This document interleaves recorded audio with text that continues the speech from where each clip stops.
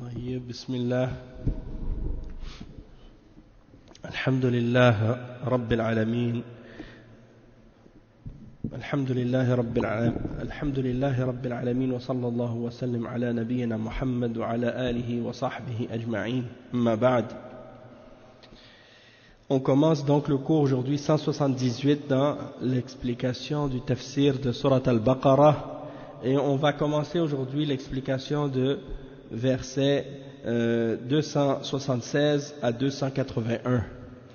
Bon, on ne va pas faire tous ces versets-là aujourd'hui, mais on va commencer par 276, puis on va avancer, Inch'Allah. Donc on va faire qu'est-ce qu'on peut ce soir, puis on continue demain, comme d'habitude.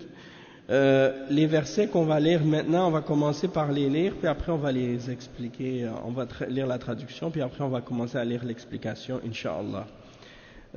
Donc 276, donc on passe de quel verset?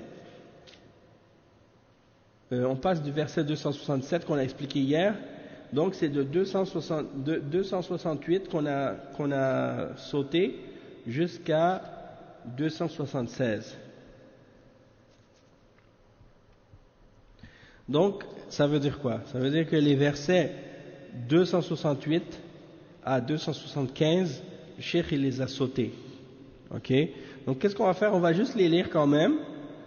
Ok? On va les lire, puis on va expliquer à partir de 276 quand on va arriver à 276, Inch'Allah. Les versets qu'on n'a pas expliqués ou que le cheikh n'a pas expliqué dans son tafsir maintenant, c'est à partir de 268. Donc on va lire à partir de ça. Allah subhanahu wa ta'ala il dit Ya ayyuhalladhina amanu anfiqu min tayyibati ma kasabtum. Donc ça on l'a lu hier. Le verset suivant Ash-shaytanu ya'idukumul faqra wa ya'murukum bil fahsha wallahu ya'idukum maghfiratan minhu wa fadla والله واسع عليم يؤتي الحكمة من يشاء ومن يؤت الحكمة فقد أوتي خيرا كثيرا وما يذكر إلا أولو الألباب وما أنفقتم من نفقة أو نذرتم من نذر فإن الله يعلمه وما للظالمين من أنصار إن تبدوا الصدقات فنعما هي وإن تخفوها وتؤتوها الفقراء فهو خير لكم ويكفر عنكم من سيئاتكم والله بما تعملون خبير ليس عليك هداهم ولكن الله يهدي من يشاء وما تنفقوا من خير فلأنفسكم وما تنفقون إلا ابتغاء وجه الله وما تنفقوا من خير يوفى إليكم وأنتم لا تظلمون للفقراء الذين أحصروا في سبيل الله لا يستطيعون ضربا في الأرض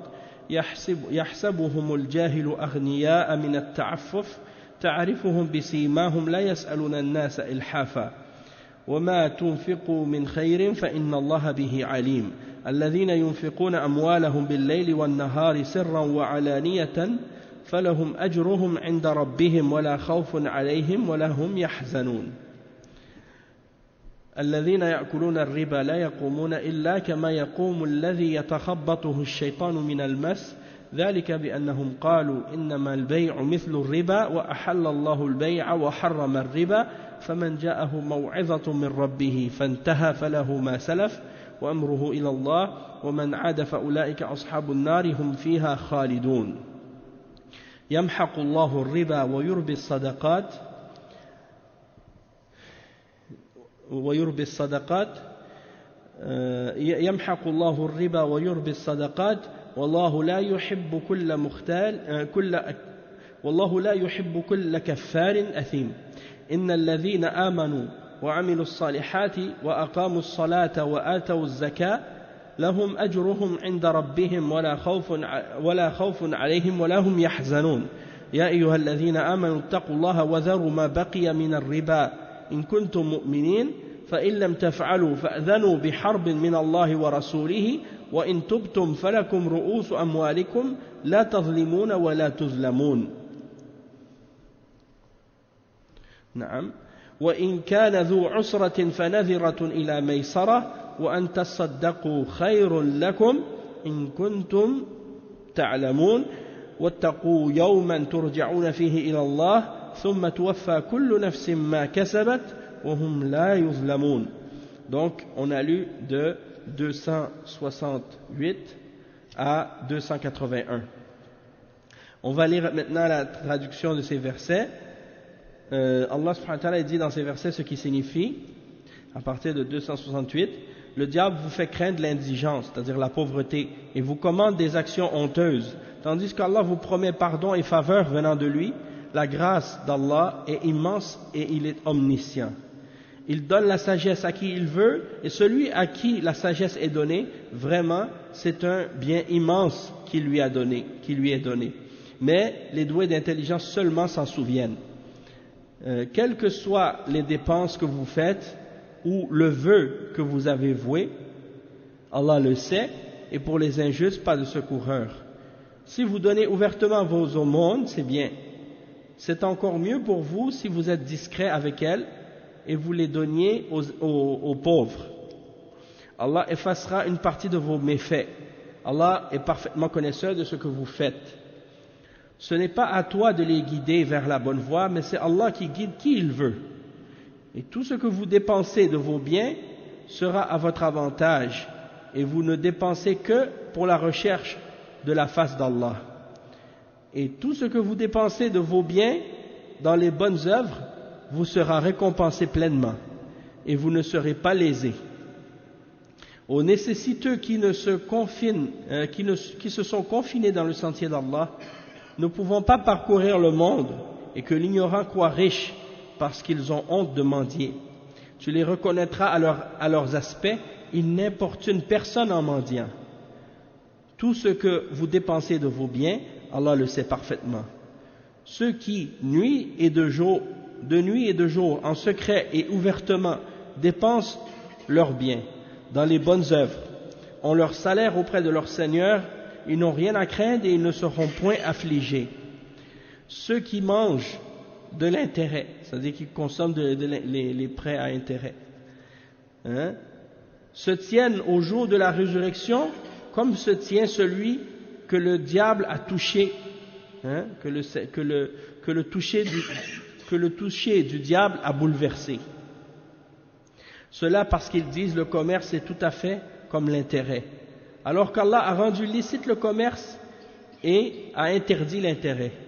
Celui donc qui cesse dès que lui est venue une exhortation de son Seigneur peut conserver ce qu'il a acquis auparavant, et son affaire dépend d'Allah. Mais quiconque récidive, c'est-à-dire il recommence à le faire après avoir appris que c'est interdit, alors les voilà, les gens du feu, ils y demeureront éternellement. Et les versets qu'on va expliquer à partir de maintenant, à partir d'aujourd'hui, c'est à partir du verset suivant, le verset 276, dans lesquels Allah subhanahu wa ta'ala dit: Allah anéantit l'intérêt et fait fructifier le monde. Allah n'aime pas le mécréant pécheur. Ceux qui ont la foi ont fait de bonnes œuvres, accompli la salat et acquitté la zakat, auront certes leur récompense auprès de leur Seigneur. Pas de crainte pour eux, et ils ne seront point affligés. Ô les croyants, craignez Allah et renoncez à ce qui reste de l'intérêt si vous êtes croyants. Et si vous le faites, alors recevez l'annonce d'une guerre. Si vous ne le faites pas, alors recevez l'annonce d'une guerre de la part d'Allah et de son messager. Et si vous vous repentez, vous aurez vos capitaux. Vous ne léserez personne et vous ne serez point lésés. À celui qui est dans la gêne, accordez un sursis. C'est-à-dire, si quelqu'un, vous lui avez prêté de l'argent, et qu'il est dans la gêne, dans le sens qu'il n'est pas en moyen de vous remettre l'argent au délai prévu, accordez un sursis. C'est-à-dire, donnez-lui un délai encore, jusqu'à ce qu'il soit dans l'aisance. Mais il est mieux pour vous de faire remise de la dette par charité, si vous saviez. C'est-à-dire de lui donner en sadaqa, de lui donner la valeur de la dette en sadaqa, si vous saviez. Donc quand c'est quand c'est le moment de payer pour lui la dette et qu'il n'a pas les moyens, donc tu vois que la personne est dans le besoin, tu lui dis: ok, dans ce cas-là, qu'est-ce que tu me dois, je te le donne, tu n'as plus besoin de me le rendre, c'est sadaqa. Donc ça c'est mieux, hein, si vous faites ça. Et il dit, et craignez le jour où vous serez ramenés vers Allah, alors chaque âme sera pleinement rétribuée de ce qu'elle aura acquis, et ils ne seront point lésés. Donc ça c'est les versets qu'on va expliquer aujourd'hui, Inch'Allah. Donc Cheikh Al-Fawzan, hafidhahullah, il dit, لما رغب الله سبحانه وتعالى في الآيات السابقة في الصدقات وإعطاء الفقراء والمساكين والمحتاجين وحذر من الربا وبين عقوبة المرابين ذكر في هذه الآية الكريمة يمحق الله الربا ويربي الصدقات. ذكر الفرق بين الأمرين، فالصدقات يربيها الله جل وعلا لصاحبها ويضاعفها أضعافا كثيرة. من ذا الذي يقرض الله قرضا حسنا فيضاعفه له أضعافا كثيرة. في هذه الآية يربي الصدقات يعني يزيدها.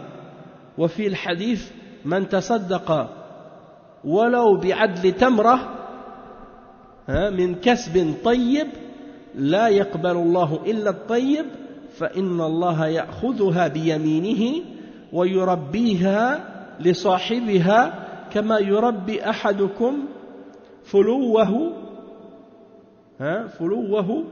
حتى تكون مثل الجبل العظيم. يعني عدل تمرة يعني وزن التمرة يكون عند الله مثل الجبل العظيم. فهذا معنى قوله تعالى ويربي الصدقات. Donc le cheikh il dit que Allah subhanahu wa ta'ala il nous a incité dans les versets précédents à faire des sadaqat, à faire des aumônes, à donner dans le sentier d'Allah pour aider les pauvres, les gens dans le besoin, les indigents, les gens qui n'ont pas beaucoup d'argent. Et il a averti également contre le riba, c'est-à-dire l'intérêt sur les prêts. Et il a clarifié également le châtiment qu'il a réservé à ceux qui consomment du riba, soit ceux qui demandent aux gens de payer de l'intérêt ou ceux qui paient eux-mêmes de l'intérêt. Et dans ce verset ici il dit Yamhaqullahu riba wa yurbi sadaqat, c'est-à-dire l'intérêt il le détruit, Allah subhanahu wa ta'ala il le détruit, et les sadaqat il les augmente, il les fait croître, l'aumône que tu donnes, la charité que tu donnes, il l'augmente. Et il explique donc la différence entre les deux, la différence entre le riba et la différence entre l'aumône. Les aumônes que tu donnes, Allah il les fait croître, il les fait multiplier pour la personne qui donne dans le sentier d'Allah. Il les augmente, il les multiplie de plusieurs fois leur valeur. Et il mentionne dans le verset 245 qu'on a déjà lu, qui donc va donner pour Allah un prêt, un bon prêt, pour qu'il lui multiplie de nombreuses fois, de nombreuses fois la valeur de cette aumône ou de ce prêt qu'il fait. Et dans ce verset ici, il dit yurbi sadaqat, c'est-à-dire il fait croître, il augmente la valeur de l'aumône.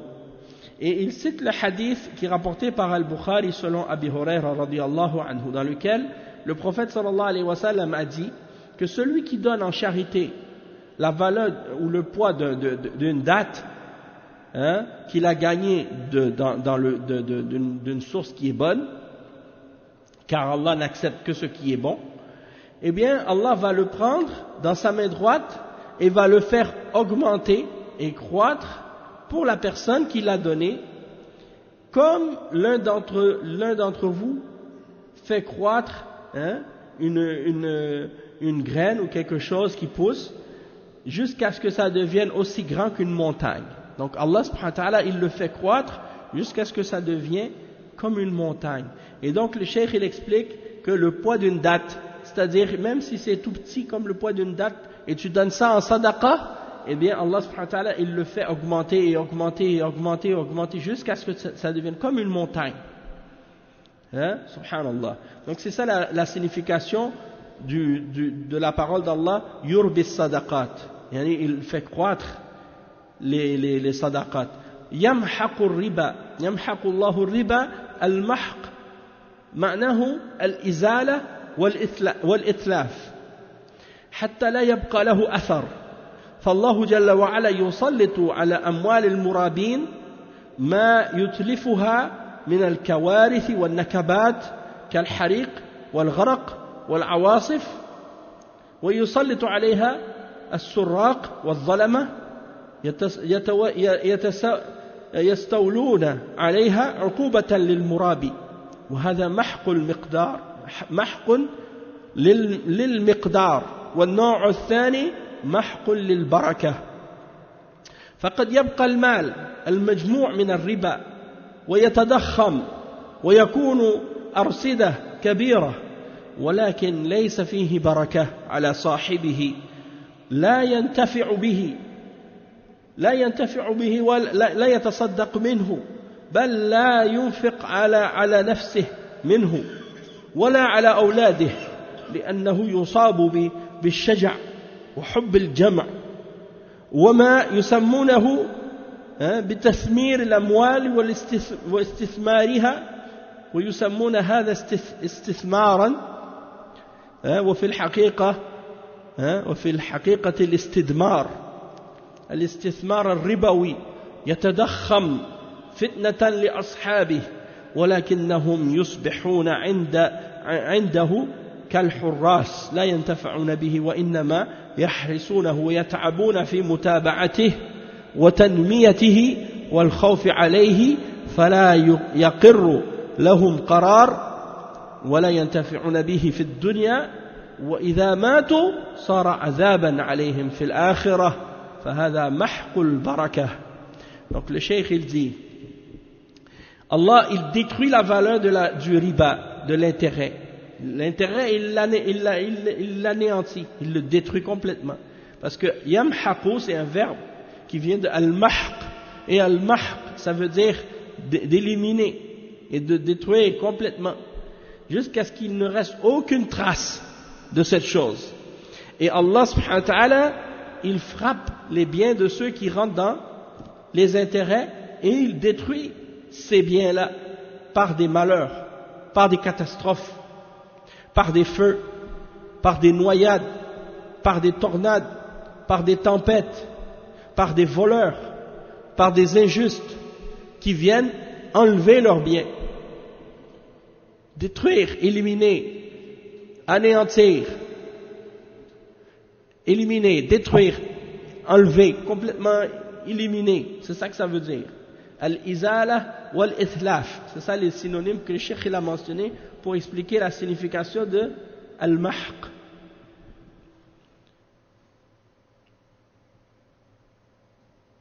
C'est pas détruire, c'est éliminer, enlever, anéantir.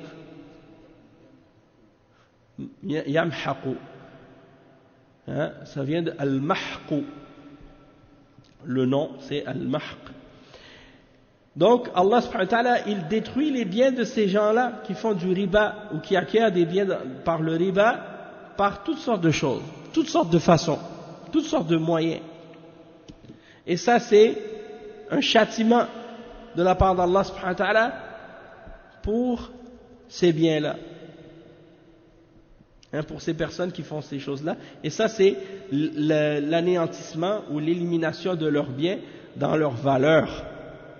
Et il y a une autre catégorie de mahq ou une autre sorte de mahq, une autre sorte de destruction ou d'élimination de leurs biens, c'est le fait que Allah enlève complètement la bénédiction dans ces richesses-là. Donc ils vont avoir des biens, peut-être qu'ils ne vont pas les perdre, peut-être que ces biens-là ne vont pas être détruits, mais ils n'auront aucune bénédiction dedans. Donc il dit les biens des gens qui ont les gens qui ont des biens et dont les sources de leurs biens sont le riba, eh bien leur richesse elle augmente, leur compte de banque il grossit, quelqu'un qui a des milliers de dollars à la banque, hein, et qui prend du riba sur son argent il augmente tout le temps, hein, toujours, ça croît, hein, ça augmente, mais il n'y a pas de baraka dedans. Il n'y a pas de baraka dedans. C'est pour ça qu'Allah dit Yamhaqullahu riba wa yurbi sadaqat. C'est le contraire qui est la vérité. C'est pas ton compte de banque basé sur le riba qui augmente. Au contraire, Allah ça il le détruit. Qu'est-ce qui augmente réellement? C'est la sadaqat, les sadaqat que tu donnes.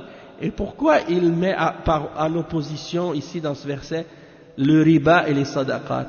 Pourquoi? Parce que la plupart des gens, quand ils font du riba lorsqu'ils prêtent de l'argent. Hein? Les banques, ils chargent des intérêts sur les prêts qu'ils donnent aux gens.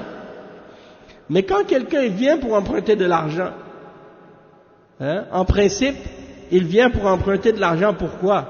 Parce qu'il n'en a pas suffisamment, parce qu'il en a besoin de plus pour faire quelque chose.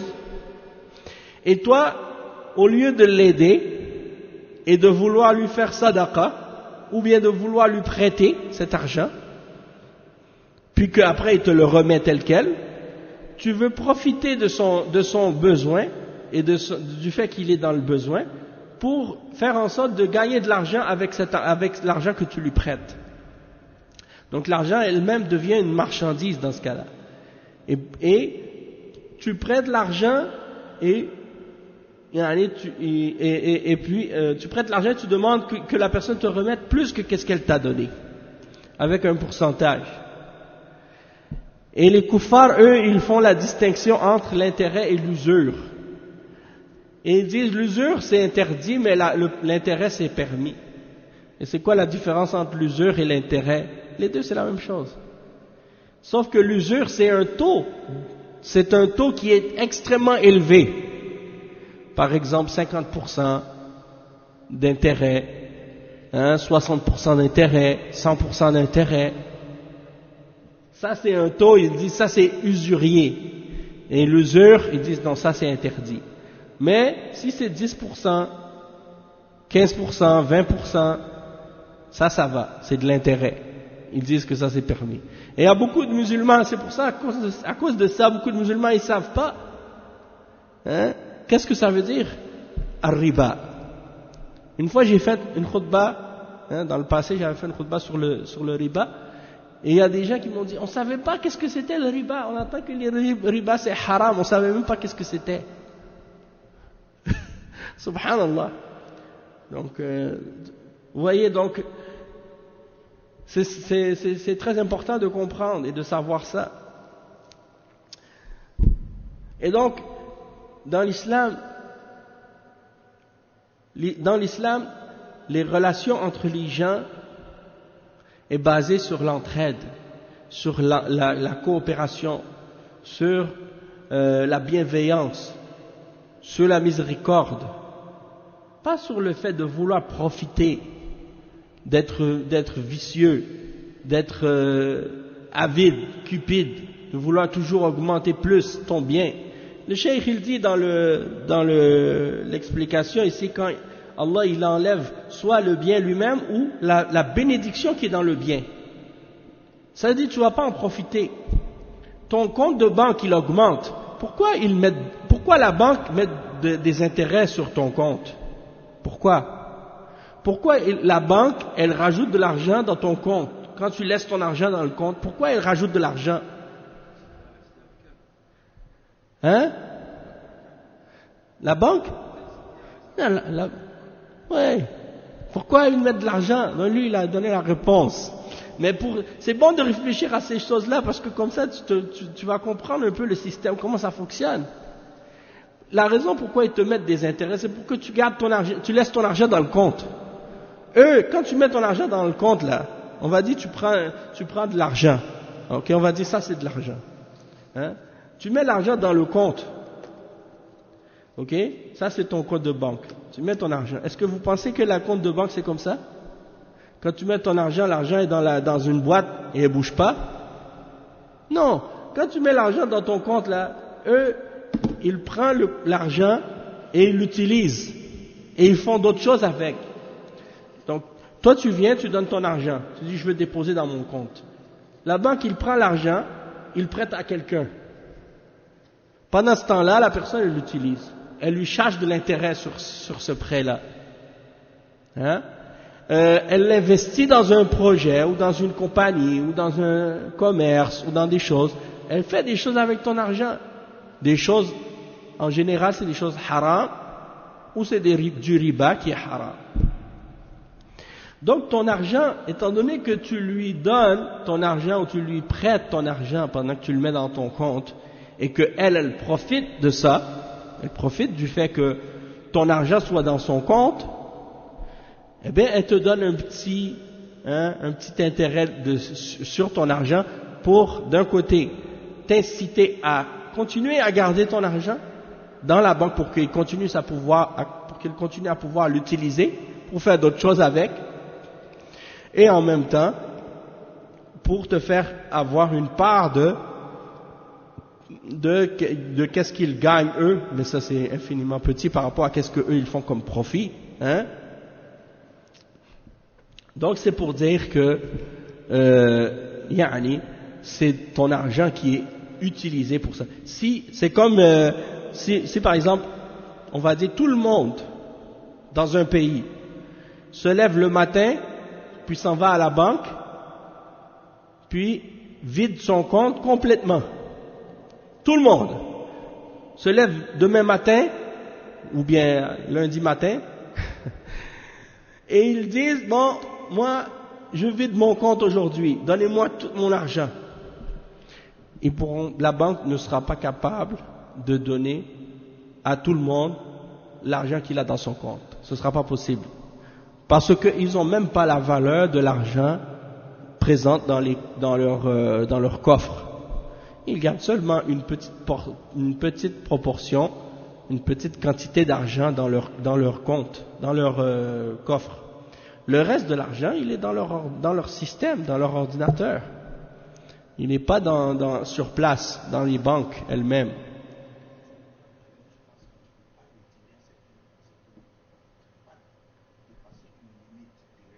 Exactement. Exactement. C'est pour ça qu'il y a toujours une limite de retrait que tu peux. C'est ton argent. Hein? Tu dis, mais c'est mon argent. Tu vas aller au guichet, toi tu veux retirer $5,000. Tu peux pas. Hein? Des fois il faut appeler à l'avance, il faut dire à l'avance. Hein? Tu peux pas le prendre quand tu veux. Pourquoi? Parce que sinon les gens vont venir au guichet, il y aura plus d'argent dedans. Hein? Il faut qu'ils le contrôlent. Hein? Et donc c'est pour ça que les ulama ils disent qu'à la base de mettre l'argent à la banque c'est haram. Parce que ça fait partie de ta'awun ala al-ithmi wal-udwan, de s'entraider dans le péché, dans la transgression. Et les ulama ils ont uniquement permis de mettre l'argent à la banque par nécessité, de darura. Parce que quelqu'un dit, si par exemple moi on va dire, supposons que j'aurais $100,000, je ne veux pas laisser ça dans ma chambre à coucher en dessous de mon matelas. Hein? Et puis il y a un feu qui arrive dans la maison, et puis l'argent brûle, c'est fini. Après j'ai plus d'argent. Mais si c'est à la banque, c'est réservé. En même temps, il y a quelqu'un qui peut rentrer chez moi, voler mon argent. Hein? Donc c'est pas sécuritaire. Donc je peux pas garder cette quantité d'argent là à la maison. Donc qu'est-ce que je fais? Je le laisse à la banque par nécessité, parce que j'ai pas le choix. Et non, en islam, tout ce qui est fait par nécessité, même manger du porc, c'est halal. Si c'est par nécessité, tu comprends? Donc ça c'est une règle dans la charia. Ad-darura tubihu al-mahdhura. La nécessité rend halal ce qui est interdit. D'accord? Donc quand tu n'as pas le choix de faire quelque chose, tu ne le fais pas parce que tu veux, mais parce que tu es contraint ou tu n'as pas de choix de le faire. Dans ce cas-là, c'est permis de le faire. Donc quelqu'un, il a peur de se faire voler son argent, il n'a pas d'autre moyen, alors il fait ça. Il y a aussi un autre moyen qu'il peut utiliser. Et ça, c'est un truc, moi je pense que dans ce cas-là, ça pourrait être mieux que de mettre l'argent dans un compte de banque.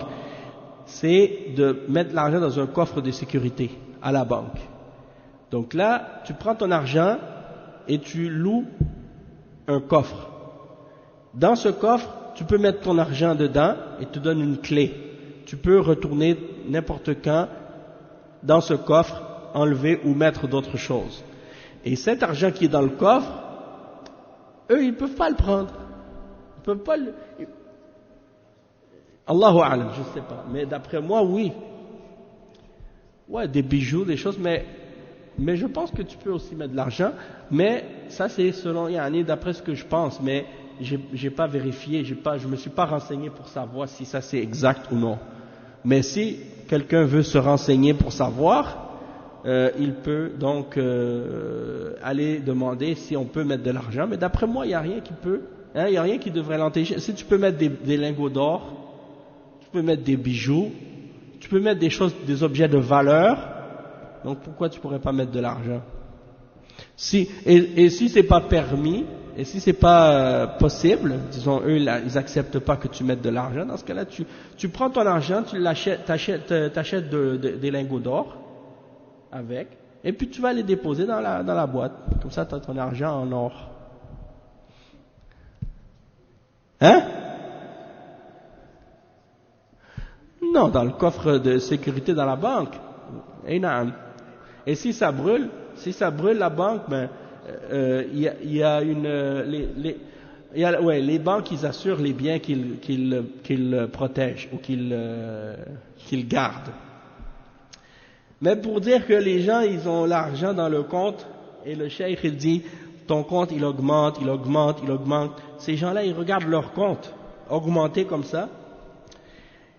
Et il dit, étant donné que Allah, il les punit en enlevant la bénédiction qu'il y a dans leurs biens, alors ils ne profitent pas de leurs biens, en réalité. Ils ne font pas de sadaqa avec cet argent-là. Ils ne dépensent même pas de l'argent pour eux-mêmes, ni pour leurs enfants. Et il est affecté par l'amour du gain. Et de toujours vouloir avoir plus. Et de vouloir faire fructifier, soi-disant, son argent. Donc la seule chose qui l'intéresse, c'est de voir augmenter les chiffres. Et de faire en sorte qu'il ait de plus en plus d'argent. Il veut même plus dépenser, tellement il veut toujours avoir plus. Et ça, tu le vois, il y en a chez des juifs, par exemple, qui aiment tellement ramasser de l'argent. Et puis tu les vois, il y en a. Et j'en ai un en tête en particulier. Subhanallah, quelqu'un qui a des millions de dollars, mais que malgré tout, si tu le vois dans la rue, tu vois, c'est un homme misérable. Tu vas dire, il a rien ce gars-là. Il n'en profite même pas de son argent. Il ne vit pas avec son argent, il ne profite pas. Mais tu dis, mais à quoi ça sert d'avoir tant d'argent puis que tu le laisses juste dans ton compte de banque et tu fais rien avec? Non, lui, parce qu'il veut juste le voir augmenter. Et en réalité, ça, il pense que c'est en train de fructifier, mais en réalité, ça devient juste une fitna pour lui, un test pour lui. Et il devient comme un gardien pour son argent. Il se fatigue pour suivre cet argent-là, puis essayer de la faire augmenter, et puis il a peur pour cet argent-là. Il est toujours insécure par rapport à son argent. Il a toujours peur que quelqu'un lui vole ou lui enlève quelque chose. Et il n'en profite pas dans cette vie d'ici-bas. Et il dit, lorsqu'il va mourir, ça devient un châtiment pour lui dans l'au-delà. Et ça, c'est le fait d'avoir enlevé la bénédiction dans cette richesse-là et dans ce bien-là, à cause du riba. Il dit, وَقَدْ يَقُولُ قَائِلٌ اللَّهُ عَزَّ وَجَلَّ يَقُولُ يَمْحَقُ اللَّهُ الرِّبَا وَنَحْنُ نُشَاهِدُ الْمُرَابِينَ لَهُمْ أَمْوَالٌ وَلَهُمْ أَرْصِدَةٌ ضَخْمَةٌ وَلَمْ تُمْحَقْ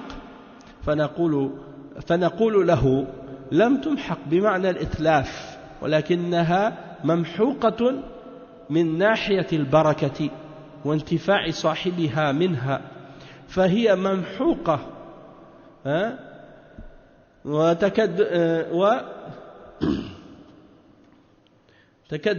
تكدسها ونموها وتضخمها عذاب عليه ولا تعجبك أموالهم ولا أولادهم إنما يريد الله ليعذبهم بها في الدنيا وتزهق أنفسهم وهم كافرون فهي عذاب على أصحابها وأيضا تضخمها زيادة في عذابهم في الآخرة وهي لو كانت قليلة صار عذابها أخف ولكن إذا كانت أرصدة ضخمة وأموالا طائلة فهذا يشدد عذاب أصحابها يوم القيامة فالمرابي ليس في خير أبدا. Donc le cheikh il dit, quelqu'un pourrait poser la question et pourrait dire Allah il dit qu'il est anéanti ou il enlève le bien du riba, hein? Il détruit le riba, il anéantit le riba. Mais nous on voit que les gens qui font du riba, ils ont beaucoup d'argent, des gros comptes, hein? Beaucoup d'argent et leur argent n'est pas détruit, n'est pas anéanti. Et le cheikh il dit, elle n'est pas détruite dans le sens que les biens qu'ils possèdent sont détruits eux-mêmes, mais il est détruit ce bien-là dans le sens qu'il n'a plus de bénédiction dedans. Il n'y a pas de bénédiction dedans et ils n'en profitent pas réellement. Donc c'est comme si en réalité ils existaient, elle était détruite, cet argent-là, d'une façon indirecte, parce que même si elle augmente, même si elle grossit, c'est juste pour faire croître le châtiment de la personne. Puis il a cité le verset 85 dans Surat At-Tawbah, dans lequel Allah subhanahu wa ta'ala il dit et que leurs biens hein, et leurs enfants ne t'émerveillent pas, hein, ne te laissent pas émerveiller ni par leurs biens ni par leurs enfants. Allah ne veut par cela que les châtier dans la vie d'ici-bas et qu'il rende péniblement l'âme en étant mécréant. Donc, toute la richesse qu'ils possèdent et les biens qu'ils ont dans la dunya, c'est un châtiment pour eux. Et c'est une punition pour eux. Et une punition pour eux dans l'au-delà aussi. Et donc, le châtiment augmente pour eux lorsque leurs biens augmentent et lorsque leur richesse augmente. Tandis que si leur richesse est moindre, et leur châtiment sera moindre. Hein? Mais si leur compte est grand et ils ont une grande quantité de biens, Allah va augmenter leur châtiment à cause de ça au jour de la résurrection. Donc la personne qui fait du riba, elle n'est jamais dans le bien. Et pourtant la personne qui rentre dans le riba, hein, et il y a des frères qui m'ont dit ça, yani, Allah al-Musta'an. Ils m'ont mentionné l'exemple de certaines personnes qui viennent de certains pays musulmans. Il dit, nous on est, par exemple, il y a des nouveaux arrivants parmi les gens qui viennent d'arriver, des nouveaux immigrants qui sont des pays musulmans. Et il y en a d'autres parmi les musulmans qui sont venus ici depuis très longtemps, peut-être 15 ans, 20 ans, 25 ans, 30 ans. Et ceux qui viennent d'arriver, tu les vois, ils achètent maison, ils achètent voiture neuve, ils achètent ci, ils achètent ça. Et eux, ils voient les anciens, ceux qui sont venus depuis longtemps, et puis ils leur disent, vous êtes ici depuis 25 ans, vous êtes ici depuis 30 ans, vous n'avez pas encore une maison, vous n'avez pas encore une voiture, vous n'avez pas ci, vous n'avez pas ça. Nous, on vient d'arriver, regarde qu'est-ce qu'on a. Pourquoi? Parce que eux, ils ont fait le riba. Hein? Ils n'ont pas peur d'Allah. Donc, ils ont fait le riba, ils ont acheté ci, ils ont acheté ça, ils ont fait ci, ils ont fait ça. Et puis après, ils ont accumulé plein de biens rapidement. Puis ils pensent que ça y est. Tandis que les autres, ils sont restés ici depuis longtemps, ils n'ont pas beaucoup d'argent. Et ils ont été patients, ils ont dit, hein, nous on ne veut pas rentrer dans le haram. Alors eux, ils se pensent trop intelligents. Ah, nous on est malins. Hein? On utilise des moyens comme ça, on fait le riba, on achète plein de choses rapidement. Tu vois des gens, subhanallah, des gens du Bangladesh, d'autres pays, des pays pauvres, ils arrivent ici, ils achètent des restaurants, des magasins. J'en ai rencontré plusieurs. Il y en a qui me disent, j'ai 3 magasins. Wa alaykoum salam wa rahmatullah. Il y en a un, j'ai rencontré, il me dit, j'ai 3 magasins,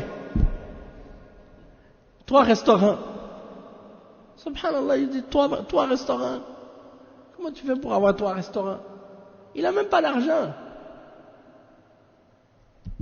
Mais c'est parce que c'est du riba. Il y a plein des Shi'a Rafida. Hein, les Shi'a, une des choses que j'ai remarqué avec les Shi'a Rafida, eux, ils considèrent halal le riba. Ils disent dans les pays non musulmans, c'est permis de faire le riba. Ça, c'est une des choses que j'ai remarqué avec eux. Donc, tu les vois, c'est eux qui ont, beaucoup d'entre eux, c'est eux qui ont les restaurants dans le centre-ville. Hein, des gros restaurants. Tu te dis, hein, comment ils ont acheté ça? La location de ces endroits-là, juste pour un de ces restaurants-là, tu veux louer juste l'espace, peut-être tu vas payer des milliers de dollars par mois pour avoir juste un petit espace comme ça. Subhanallah. Donc tu dis, comment ils font pour payer ça? Avec riba. Hein? Mais pourquoi? Parce qu'ils le rendent halal. Ils rendent halal, qu'est-ce qui est haram? Allah al-Musta'an. Donc, ça fait partie des grands péchés. Ça fait partie des grands péchés. Et le cheikh dit يمحق الله الربا ويربي الصدقات أي يزيد ويضاعف الصدقات. Tandis que l'aumône et la charité que tu fais, Allah il l'augmente, il le fait croître. Et les kuffars aujourd'hui ils disent on a besoin du riba. Si on n'a pas de riba, on ne peut pas avoir une économie forte. C'est le contraire. Hein? Beaucoup de malheurs arrivent à cause justement des crises économiques, à cause du riba. Hein? Beaucoup de problèmes arrivent justement dans l'économie à cause du riba. Et je ne suis pas un spécialiste en économie. Hein? Je ne suis pas un spécialiste en économie, ce n'est pas mon domaine. Mais je peux dire quand même que quand tu écoutes les économistes qui parlent, et quand ils parlent des crises économiques, et surtout les kuffars, vous voyez que les kuffars ils sont toujours dans des extrêmes et des oppositions. Donc vous voyez les capitalistes et les communistes qui se combattent. Et le pire c'est que les communistes, ils acceptent le riba aussi. Et les capitalistes, ils acceptent le riba aussi. Et les socialistes, ils acceptent le riba aussi. Et ils se combattent les uns les autres. Et les communistes critiquent les capitalistes. Ils disent, c'est à cause du capitalisme qu'il y a des crises. C'est pas à cause du capitalisme, c'est à cause du riba. Hein? Le fait d'avoir une propriété, de vendre et d'acheter, c'est pas ça le problème. Le problème, c'est quand quelqu'un il fait du riba et il vend, il achète de l'argent et il fait qu'est-ce qui est haram avec. Le capitaliste, le libéraliste, là, celui qui croit que tout est halal, il n'y a pas de foi, il n'y a pas de loi. C'est la loi du marché qui dirige tout. L'offre et la demande. Peu importe, même tu veux vendre ton âme, hein? Tu veux vendre ta femme et tes enfants, ta mère, ton père, c'est pas grave. Ça c'est pas grave. L'important c'est de faire de l'argent. Alaykoum salam. Tu veux vendre ton honneur, c'est pas grave. Si tu veux pas vendre ton honneur à toi, tu vas pas vendre ton honneur à toi, mais tu vas vendre l'honneur des autres. C'est pas grave. Hein? Allah al-Musta'an.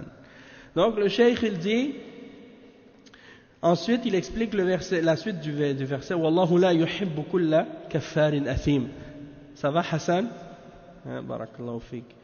Mubalaghatan fil kufri wal kufru ma'nahu كفر النعمة وليس الكفر الاعتقادي فالمرابي لا يكفر ما دام لم يستحل الربا وإنما يتعامل به وهو يعترف أنه حرام فإنه لا يكفر بذلك كفرا اعتقاديا يخرج من الملة ولكنه يكفر النعمة نعمة ربه عليه بخلاف المتصدق فإنه يشكر نعمة ربه عليه وهذا يكفر نعمة ربه عليه فلا يتصدق ولا ينفق ولا ينفع أحدا حتى نفسه ولا ينفع نفسه ولا من تحت يده. أما إذا استحل الربا وقال الربا حلال كما قال الكفار إنما البيع مثل الربا، هذا يكفر الكفر الاعتقادي المخرج من الملة والعياذ بالله، لأنه مكذب لله ولرسوله ولإجماع المسلمين. فالذي يقول إن الربا وسيلة اقتصادية، لا يقوم الاقتصاد إلا على الربا، والدول الكبرى يقوم اقتصادها على الربا وليس فيه شيء، هذا كفر، هذا كافر الكفر الاعتقادي. أما الذي يعترف بتحريمه ويغلبه حب المال فيرابي، فهذا مرتكب لكبيرة من كبائر الذنوب، من أشد كبائر الذنوب، وهو كافر بنعمة الله عز وجل ومعرض للوعيد الشديد. Donc le cheikh il dit, Allah subhanahu wa ta'ala à la fin de ce verset, qu'est-ce qu'il dit? Comment ils l'ont traduit ici? Verset 276 pardon. Et Allah n'aime pas le mécréant pécheur. Mécréant pécheur. Wallahu la yuhibbu kulla kaffarin athim. Al-kaffar, kaffar, c'est la forme superlative du mot kafir. Kafirun, kaffarun. Et le cheikh il dit ici dans le verset, kaffar, c'est pas le kufr dans la croyance de sortir de la foi ou de la religion. Non, c'est le kufr de la grâce d'Allah, le fait de renier la grâce d'Allah. Donc c'est l'ingratitude. C'est l'ingratitude ici dont on parle. Parce que dans ce sens-là, le mot kufr est le contraire du mot shukr. Al-shukr c'est la reconnaissance et al-kufr c'est l'ingratitude. D'accord? Donc, ici on parle de l'ingratitude vis-à-vis des grâces d'Allah subhanahu wa ta'ala. Donc quelqu'un qui pratique le riba, il n'est pas kafir parce qu'il l'a fait. Le fait de prendre du riba ou de faire payer du riba aux gens, c'est pas quelque chose qui fait sortir de la foi ou de la religion. Tant que la personne ne l'a pas rendu halal. Si quelqu'un le rend halal, alors il devient kafir. Et son kufr le fait sortir de la foi. Pourquoi? Parce qu'il contredit la parole d'Allah, contredit le verdict d'Allah. Mais si la personne tombe dans le riba sans le rendre halal, alors dans ce cas-là, il est ingrat. Il a renié la grâce d'Allah subhanahu wa ta'ala sur lui. Contrairement à la personne qui fait des sadaqat, qui donne en charité et en aumône, lui, il est reconnaissant envers les grâces de son Seigneur sur lui.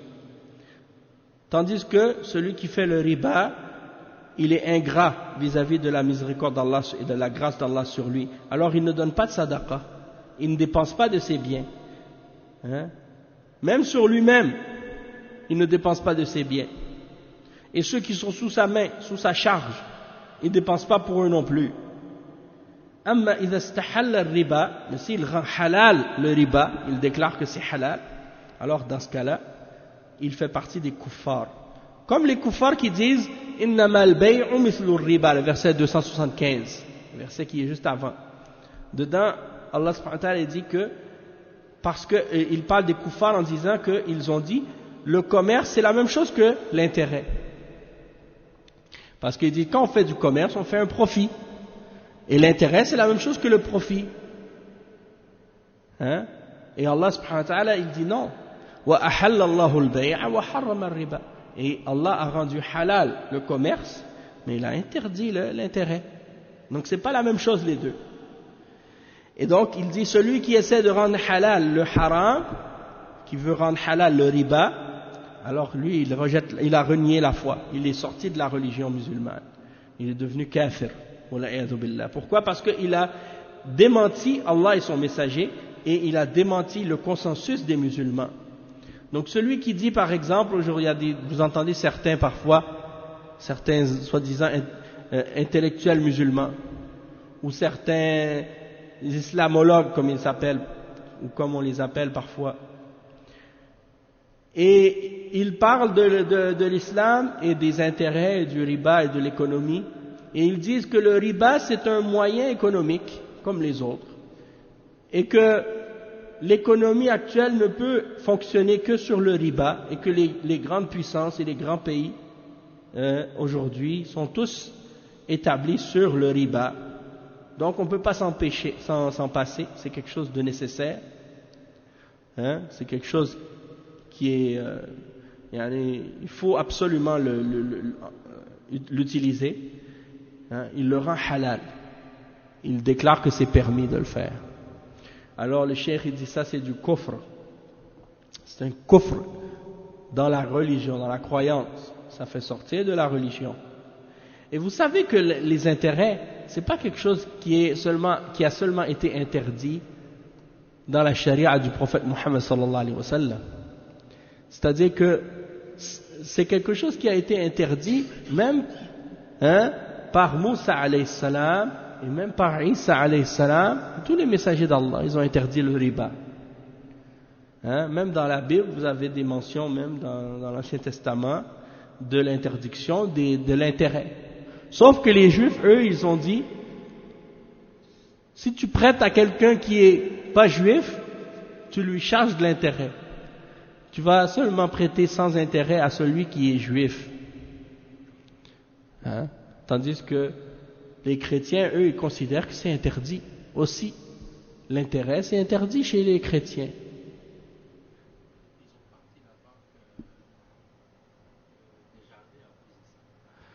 Oui, la banque des jardins. C'est pas, des jardins, c'est même pas une banque, c'est une caisse populaire, ils appellent. C'est ça. C'est pas une banque, c'est une caisse populaire. Et ils considèrent que les gens qui mettent leur argent dans cette caisse populaire sont pas des clients, mais sont des membres, des membres. Et ils reçoivent des ristournes, ils reçoivent des ristournes et ainsi de suite. Bon, de toute façon, eux aussi, ils font avec le riba. Même des jardins. Ouais, au début, c'est ça, exactement. C'était parce que eux, ils voulaient essayer de respecter les règles de la religion. C'est pour ça que les catholiques, ils détestaient toujours les protestants. Parce que les protestants, c'est eux qui ont été les premiers parmi les chrétiens à enlever l'interdiction du riba. Parce que, en tout cas, je ne connais pas les détails de l'histoire, mais je sais que c'est eux les premiers qui ont permis ça, le riba. C'est pour ça que c'est là qu'il y a eu toute la révolution industrielle, puis tout ça, ça s'est passé chez les protestants en premier. Puis après, ça s'est propagé partout dans le reste du monde. Mais sinon, vous voyez, la plupart des Français, par exemple, eux, c'était pas des commerçants, c'était des paysans, des cultivateurs. Des gens qui font qui récoltent les champs et des trucs comme ça, l'agriculture. Ils ne voulaient pas faire du commerce parce qu'ils pensaient que que ça rentrait dans le riba aussi. Mais il y a une différence, comme Allah il le dit dans le verset, il y a une différence entre le commerce et le riba. Faire du profit, c'est pas du riba. Tant que, en voulant dire, il y a une différence entre les deux. De toute façon, qu'est-ce que le cheikh il veut expliquer ici, c'est que si quelqu'un fait le riba et qu'il ne le rend pas halal, dans ce cas-là, il commet un grand péché parmi les grands péchés. Et c'est une forme de kufr dans le sens que c'est une négation de la grâce d'Allah subhanahu wa ta'ala. C'est comme une forme d'ingratitude envers Allah par rapport à sa grâce. Mais ça ne fait pas sortir de la foi. Et la personne qui commet ce péché-là, elle est sous la menace d'Allah subhanahu wa ta'ala. Donc le cheikh dit فَالرِّبَا خَطَرٌ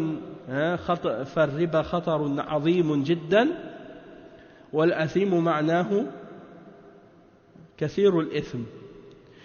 Donc des gens aujourd'hui ils répètent ça tout le temps. Ils disent les riches s'enrichissent les pauvres s'appauvrissent, le fossé entre les riches et les pauvres augmente et s'agrandit.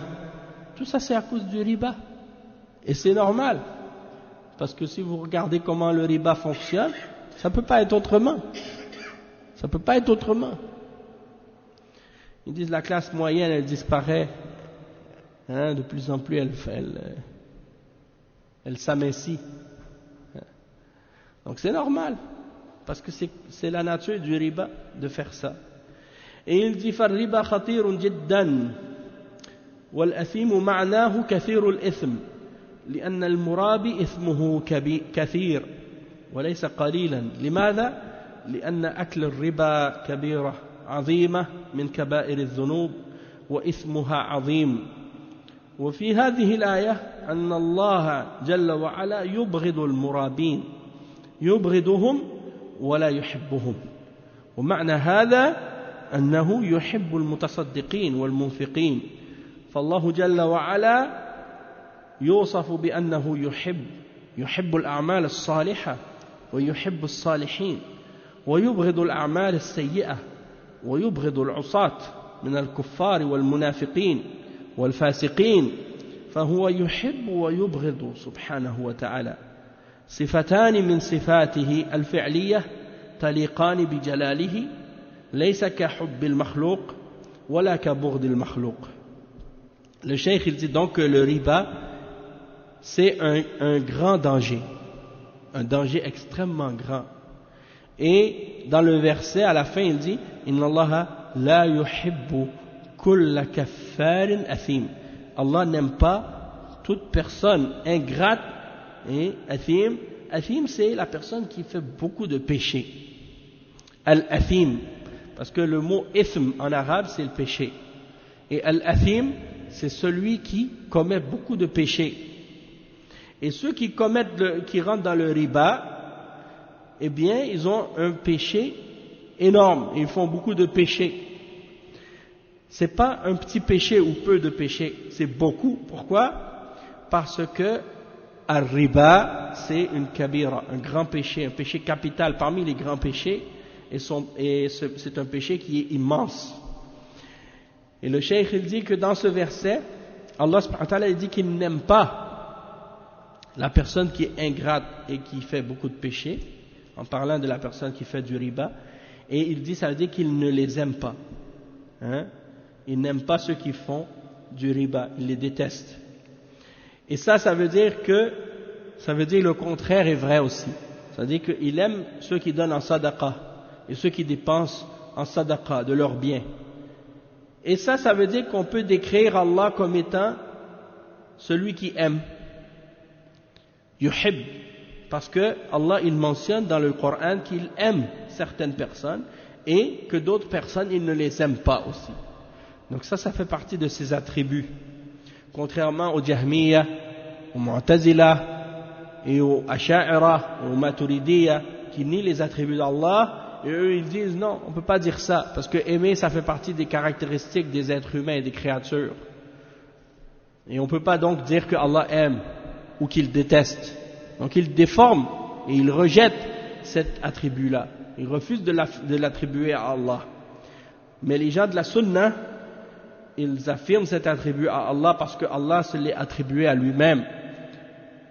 Et ils disent, Allah subhanahu wa ta'ala, il aime ceux qui sont bons et ceux qui sont pieux et qui font les bonnes œuvres, et il aime les bonnes œuvres et il déteste les pécheurs, les kuffars, les munafiqin, les pervers, il les déteste, et il aime les pieux, les croyants, les gens qui font le bien et les bonnes œuvres. Donc Allah aime et déteste. Et ce sont des attributs, parmi les attributs d'Allah, qui font partie de ses actions et qui conviennent et correspondent à sa majesté et à sa grandeur et à sa perfection, et qui ne sont pas comparables aux attributs des créatures. Et donc l'amour d'Allah, c'est l'amour qui convient à Allah et à sa perfection, et l'amour des créatures, ça convient aux créatures. Et ça convient à leur état et leur situation est incomplète et limitée. Tandis que le fait de détester également, c'est la même chose. Allah, il déteste. Et c'est pas de la même manière que les créatures. La façon dont Allah déteste, c'est une façon qui n'implique aucune imperfection, contrairement aux créatures. Hein? Et donc, il ne faut pas s'abstenir d'affirmer à Allah ce que Allah s'est affirmé à lui-même comme attribut. Et il dit ثم قال تعالى إن الذين آمنوا وعملوا الصالحات وأقاموا الصلاة وأتوا الزكاة لهم أجرهم عند ربهم ولا خوف عليهم ولا هم يحزنون. لماذا أدخل الله هذه الآية وذكرها بين آيات الربا؟ لأن المؤمن يمنعه إيمانه من الربا لأنه يؤمن بوعد الله ووعيده، فإذا كان إيمانه قويا فإن ذلك يمنعه من الربا، أما إذا كان إيمانه ضعيفا فإنه لا يمنعه من الربا وبقية الكبائر. ولذلك المعاصي تنقص الإيمان والطاعات تزيد في الإيمان. Donc le cheikh il dit que Allah subhanahu wa ta'ala dit également par la suite dans le verset 277, certes ceux qui ont cru et qui ont fait des bonnes œuvres et qui ont établi la salat et qui ont donné la zakat, ils auront leur récompense auprès de leur Seigneur, ils n'auront aucune crainte et ils ne seront point attristés. Il dit pourquoi Allah subhanahu wa ta'ala a rentré ce verset parmi les versets dans lesquels il parle du riba. C'est parce que le croyant, sa foi l'empêche de faire le riba. Tandis que le croyant, pourquoi sa foi l'empêche de faire le riba, de rentrer dans ce péché-là? C'est parce qu'il croit en la promesse d'Allah et il croit en ses menaces. Et il sait donc que s'il commet ce péché-là, qu'est-ce que Allah a promis et qu'est-ce qu'il a donné comme menace? Eh bien, ça va l'affecter. Donc si sa foi est forte, il va s'abstenir de faire le péché et de faire le riba. Mais si sa foi est faible, eh bien, ça ne va pas l'empêcher de faire le riba ou le reste des grands péchés. Le reste des grands péchés. Donc quelqu'un, par exemple, qui est musulman, il peut commettre des grands péchés parfois, à cause d'une foi faible. Et comme on a dit tout à l'heure, il ne devient pas kafir, parce qu'il a commis ce grand péché-là. C'est qui, parmi les gens d'égarement, qui vont déclarer un musulman kafir, parce qu'il a commis un grand péché? C'est qui? Al-Khawarij. Il le déclare kafir.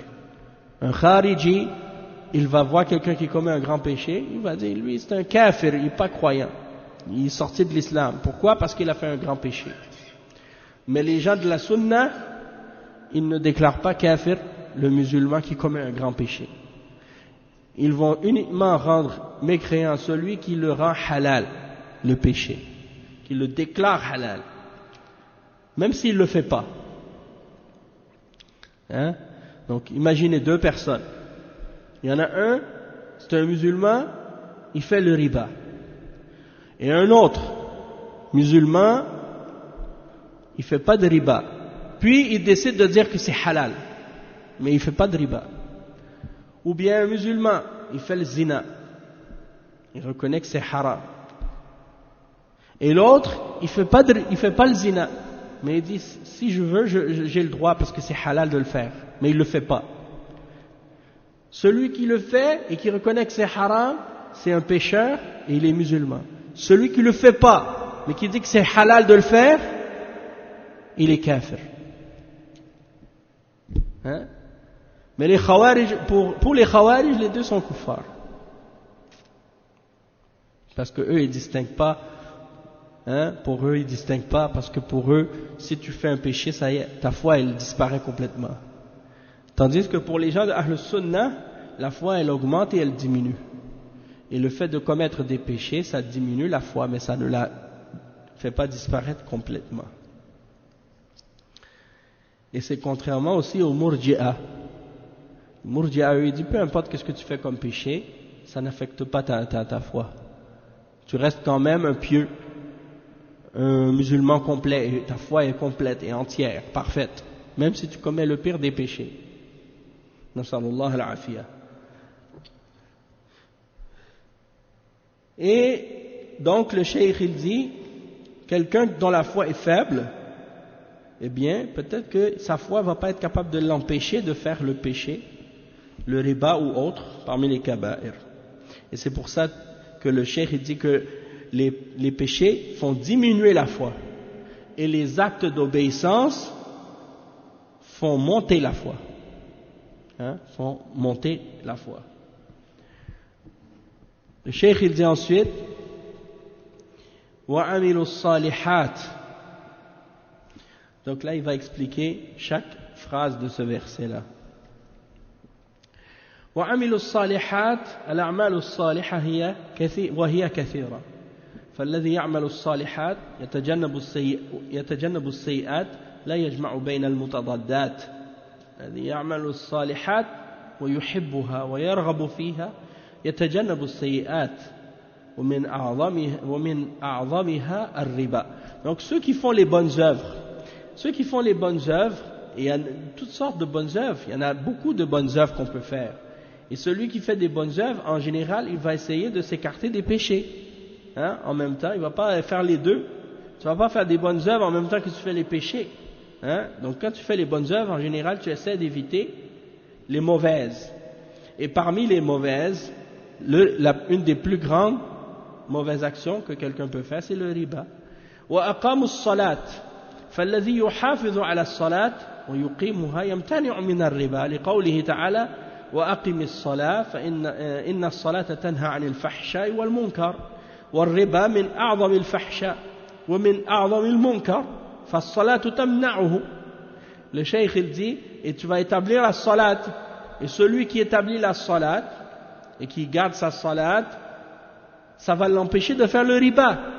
Pourquoi? Parce que Allah subhanahu wa ta'ala il dit dans le verset 45 dans Surat Al-Ankabut, et établit la salat, certes la salat empêche quelqu'un de faire les turpitudes et les choses mauvaises.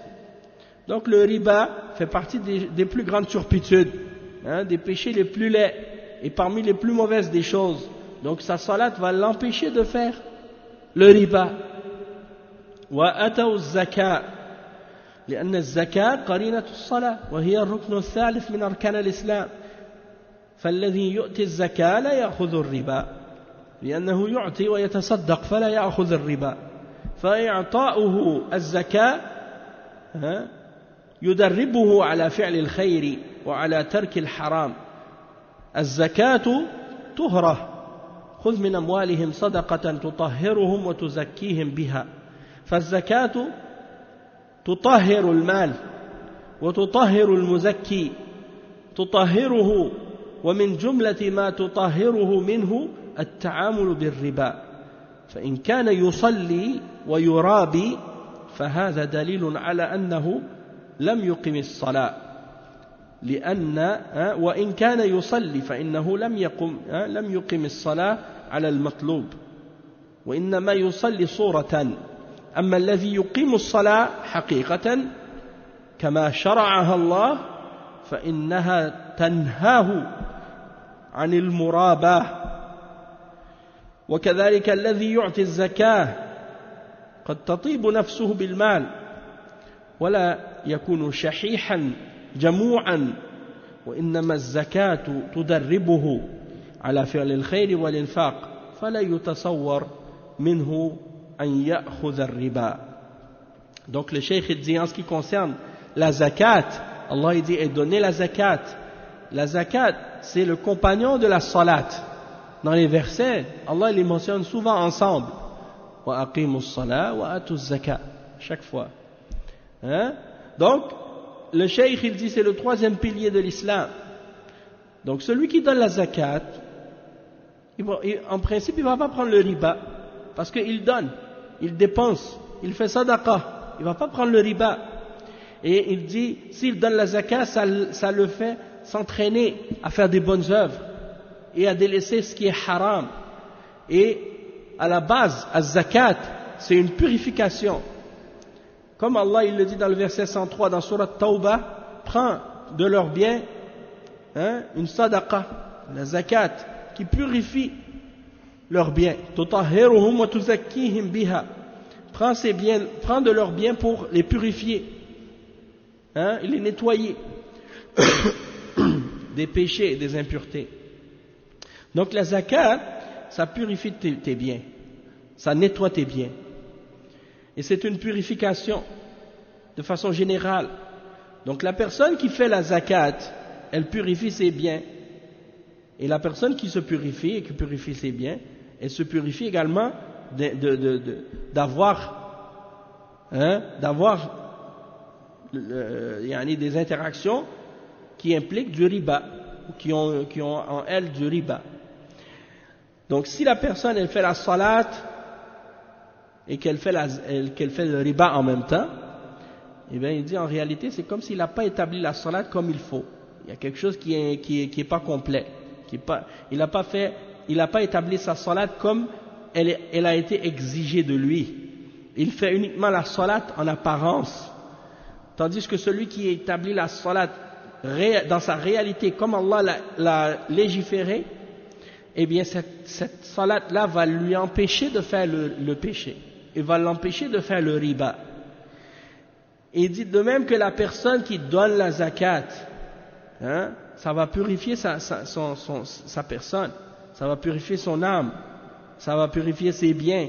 Il ne va pas être avare, il ne va pas vouloir être cupide et avide de biens et vouloir uniquement ramasser le plus de biens possible. Donc le fait de donner la zakat, ça l'aide à se pratiquer et à s'entraîner à faire des bonnes œuvres et à dépenser dans la cause d'Allah. Et on ne peut pas imaginer qu'une telle personne prendrait du riba. وقال لهم أجرهم عند من؟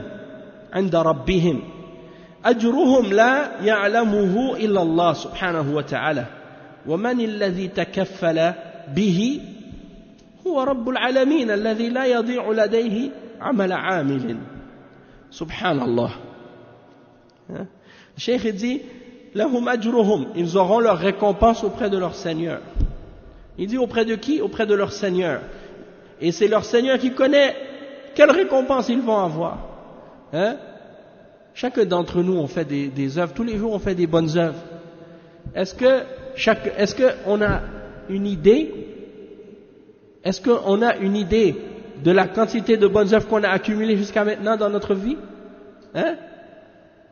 Est-ce qu'il y a quelqu'un ici maintenant qui sait combien de bonnes œuvres il a accumulées? Non. Ça fait combien d'années que tu fais la salat? Combien d'années que tu fais le jeûne? Combien d'années que tu fais des sadaqat? Combien d'années que tu lis le Coran? Combien d'années que tu fais le dhikr? Combien d'années que tu marches à la mosquée? Combien d'années que tu ordonnes le bien, que tu interdis le mal? Combien d'années que tu fais la da'wa? Combien d'années que toutes ces hasanats que tu as fait pendant jour après jour, est-ce que tu les calcules? Est-ce que tu les as toutes comptées? Il y a des hasanats que tu as fait, tu t'en souviens même pas. Allah il a calculé chacune d'entre elles. Il a enregistré chacune d'entre elles. Et tu vas pas être lésé. Tu vas pas être lésé. Mais il faut les préserver. Il faut les préserver en faisant preuve de sincérité, puis en s'écartant des causes de ce qui pourrait venir les faire perdre, les annuler. Et il dit lahum ajruhum 'inda rabbihim, ils auront leur récompense auprès de leur Seigneur. Celui qui s'occupe de les préserver, de les garder, qui sait combien de bonnes œuvres que tu as, c'est Allah, le Seigneur des mondes, et il ne va pas les perdre, il ne va pas les gaspiller. Il connaît l'action de ceux qui font des œuvres. Il dit lahum ajruhum 'inda rabbihim, hadhihi wahida. ولا خوف عليهم الخوف يكون من المستقبل وهذه الثانية, ils n'auront pas de crainte. Ça c'est par rapport à l'avenir. Ils n'auront pas de crainte par rapport à l'avenir. ولا هم يحزنون والحزن على الشيء الفائت. Et ils n'auront pas de tristesse. La tristesse, c'est par rapport au passé. Qu'est-ce que tu as manqué, ou qu'est-ce que tu n'as pas eu, hein, qu'est-ce qui t'a échappé. Donc la crainte, c'est par rapport à l'avenir, et la peur et la tristesse, c'est par rapport à qu'est-ce que tu as manqué dans le passé. فهم لا خوف عليهم من المستقبل لا في الدنيا ولا في الآخرة بخلاف المرابي. بخلاف المرابي فإن الخطر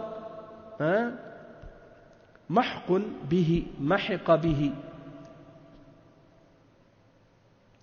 في الدنيا والآخرة فهو واقع في الخوف والعياذ بالله. أما هؤلاء المتصفين بهذه الصفات الكريمة فإنهم لا يخافون من المستقبل واثقون بالله جل وعلا يحسنون الظن بالله عز وجل والله عند حسن ظن عبده به مع فعلهم لأسباب السعادة آمنوا وعملوا الصالحات وأقاموا الصلاة وأتوا الزكاة فهم بذلك بذلوا أسباب السعادة.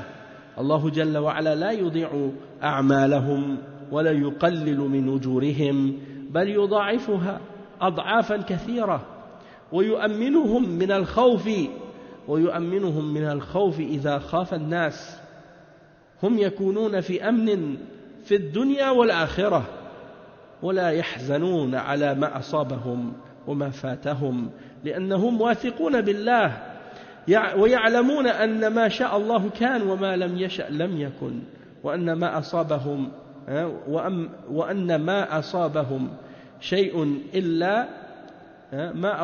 شيء إلا بقضاء الله وقدره فهم لا يحزنون مما أصابهم ولا خوف عليهم ولا هم يحزنون. Le cheikh il dit,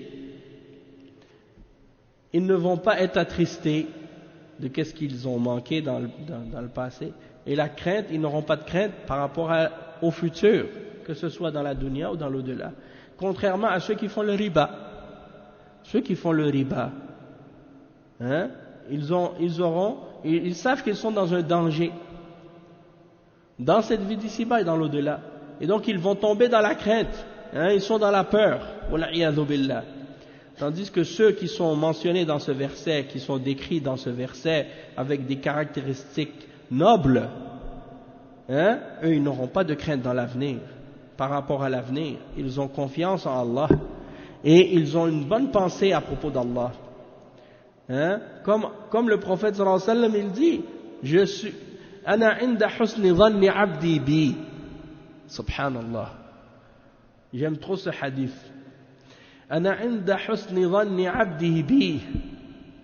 Yani, je vais être avec mon serviteur selon la pensée qu'il a de moi. Selon la pensée qu'il a de moi. C'est-à-dire, si tu penses du bien d'Allah, Allah il va te donner du bien.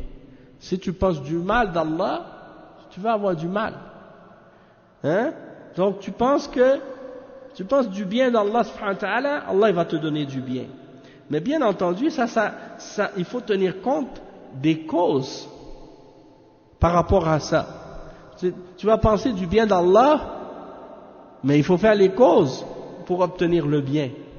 Tu vas pas dire je pense que Allah il va me donner du bien, mais tu fais n'importe quoi. Tout ce qu'il t'a interdit, tu le fais. Tout ce qu'il t'a ordonné, tu le négliges. Puis tu dis j'espère du bien d'Allah, je pense du bien d'Allah. Non. Fais les causes nécessaires. Et le cheikh il dit que ceux qui sont mentionnés dans ce verset ont fait les causes pour obtenir le bonheur. Ils ont cru en Allah, ils ont fait les bonnes œuvres, ils ont fait la salat, ils ont donné la zakat. Donc ils ont fait les causes pour obtenir le bonheur. Et donc Allah ne va pas faire perdre à ces gens-là leurs œuvres. Et il ne va pas non plus les diminuer dans la valeur et dans la récompense. Au contraire, même il va leur multiplier la valeur de leurs œuvres. Et il va leur donner la sécurité. Donc ils ne vont pas avoir peur. Il va leur donner la sécurité lorsque les hommes sont dans la peur. Et ils seront dans la sécurité dans la vie d'ici-bas et dans l'au-delà. Et ils ne vont pas être attristés de ce qui leur a touché comme malheur, ou de ce qu'ils ont, ou de ce qu'ils n'ont pas pu faire, comme bien. Parce qu'ils ont confiance en Allah. Et ils savent que ce que Allah veut est, et ce que Allah ne veut pas n'est pas. Que tout est selon ce que Allah a prédestiné. Et que si qu'il n'y a rien qui peut leur toucher, rien qui peut les toucher excepté par le décret d'Allah et par sa prédestination. Et donc ils ne sont pas attristés de ce qui les affecte ou de ce qui les touche. Ils n'auront aucune crainte et ne seront point attristés. On va s'arrêter ici pour aujourd'hui et on continuera demain la suite, incha'Allah, de l'explication de ces versets. Subhanakallahumma wa bihamdik, ashhadu an la ilaha illa ant, astaghfiruka wa atubu ilayk, wa sallallahu wa sallam ala nabiyyina Muhammad wa ala alihi wa sahbihi ajma'in. Wassalamu alaykum wa rahmatullahi wa barakatuh.